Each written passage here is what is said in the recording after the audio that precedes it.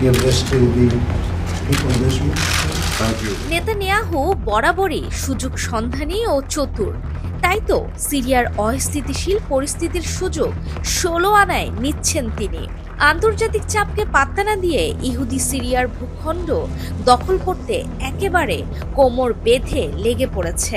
গত শুক্রবার ইসরায়েলি সংবাদ মাধ্যমে প্রকাশিত এক খবরে বলা হয়েছে যে ইসরায়েলি সামরিক বাহিনী সিরিয়ায় লম্বা সময় ধরে বয়ে যাওয়ার প্রস্তুতি নিচ্ছে। সংবাদ মাধ্যম ওয়ালার মতে সিরিয়ায় দখলবাজি না চালাতে ইসরায়েলের ওপর ইউরোপীয় গোষ্ঠীগুলোর চাপ রয়েছে, কিন্তু তারপরও জায়নবাদী দেশটির রাজনৈতিক নেতারা ইসরায়েলি সেনাবাহিনীকে সিরিয়ার ভূমিতে দীর্ঘস্থায়ী অবস্থান নিতে প্রস্তুত হওয়ার নির্দেশ দিয়েছেন। প্রতিবেদনে আরও বলা হয়েছে যে কোনো গোয়েন্দা সংস্থাই নাকি সিরিয়ার আগের সরকারের সেনাবাহিনীর এমন দ্রুত পিছু হটার আগাম সংকেত দেয়নি। এর ফলে ইসরায়েলি সামরিক বাহিনী এখন সিরিয়ার মাটিতে আরও শক্ত উপস্থিতি প্রতিষ্ঠা করছে। 2 দিন আগে ইসরায়েলি প্রধানমন্ত্রী বেনিয়ামিন নেতানিয়াহু সেনাবাহিনীকে সিরিয়ার মাউন্ট হারমন এলাকা এবং জাতিসংঘের টহলযুক্ত বাফার জোনে কমপক্ষে 2025 সালের শেষ পর্যন্ত থাকার জন্য প্রস্তুত থাকার নির্দেশ দিয়েছেন। ইসরায়েলি আর্মি রেডিও থেকে এই খবর জানা গেছে। এছাড়াও দেশটির নিরাপত্তা মন্ত্রী ইসরায়েল কাটজ বলেছেন যে নেতানিয়াহু গত মঙ্গলবার গোলান মালভূমির কৌশলগত সিরিয়ান মাউন্ট হারমনে একটি নিরাপত্তা ব্রিফিং করেছেন। ইসরায়েলি সেনারা পর্বতটি ডিসেম্বরের শুরুতে দখল করেছে।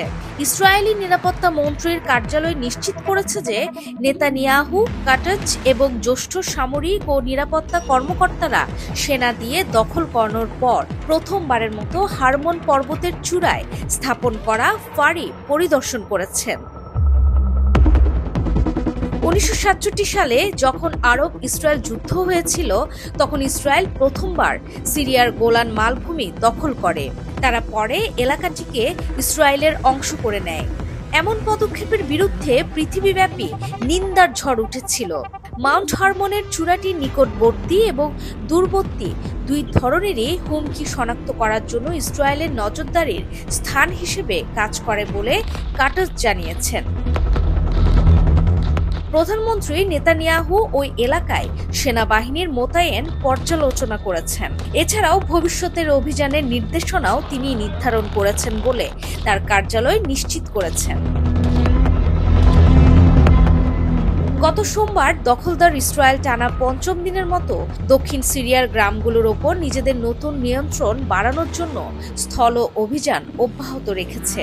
বিদেশি সংবাদ মাধ্যম থেকে জানা গেছে ইসরায়েলি দখলদার বাহিনী লেবাননের সীমান্ত বরাবর দক্ষিণ দামেস্কের গ্রামাঞ্চলে হারমন পর্বতের ঢাল থেকে 26 কিলোমিটার ভেতরে তাদের উপস্থিতি বাড়িয়ে দিয়েছে।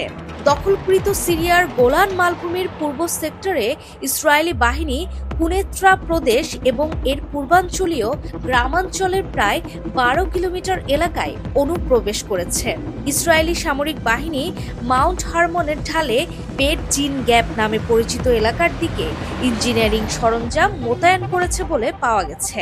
লেবাননের সাথে সম্ভাব্য সংযোগ আটকানোর জন্য পরীক্ষা খননের পরিকল্পনা নিয়ে ইসরায়েল কাজটি করেছে বলে জানা গেছে। তাদের পরিকল্পনা অনেক গোছানো আর দূরদৃষ্টি সম্পন্ন।